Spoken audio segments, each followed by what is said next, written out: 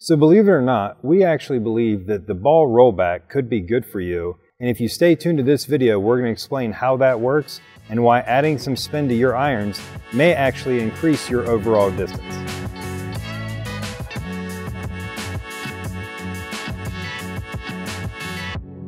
So that's right, I said that the ball rollback may be good for you when it comes to how far the ball actually carries when we play golf.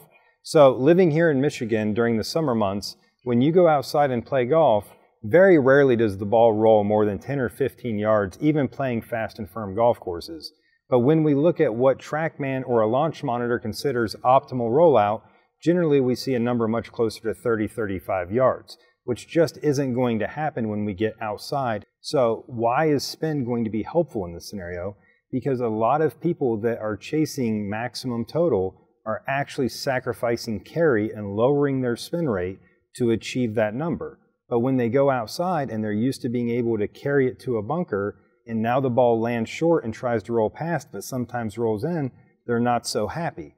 And that's where the new ball or the ball rollback could really be helpful, because by increasing spin rate, what we're going to see is that the ball stays in the sky longer and actually carries farther, which is why we actually believe that rolling the ball back could be in the best favor of players with lower swing speeds, creating more spin, which will keep the ball in the air longer. So why might the rollback be good for you? Well, with your iron play, it definitely could help. And the reason we think it could help specifically with the irons is by creating more backspin, we also create more carry and a higher trajectory, which creates a softer landing golf shot. So for a lot of players that don't create high clubhead speed, they tend to struggle with creating enough spin with their irons. And when we don't create enough spin with our irons, we tend to hit them a little bit lower, and they tend to hit that green and not want to stop.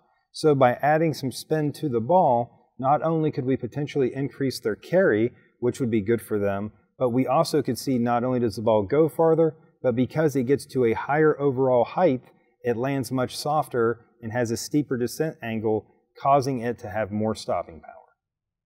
So now that we understand how the ball rollback may affect your iron play, what about the driver and woods? Well, once again, this could help depending on where you are needing to gain distance. So having more spin with the driver can once again produce a bigger carry number. One thing though for certain that we're going to see is that we are going to see smaller total numbers. But one thing to keep in mind is that when we are simulating and using a launch monitor, TrackMan's optimized rollout for the driver tends to be around 35 yards.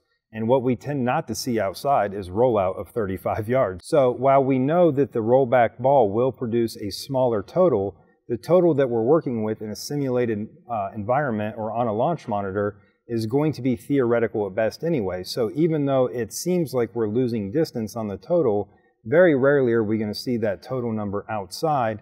So I think the distance loss will be very minimal when it comes to the driver, because once again, we're going to see an increase in carry.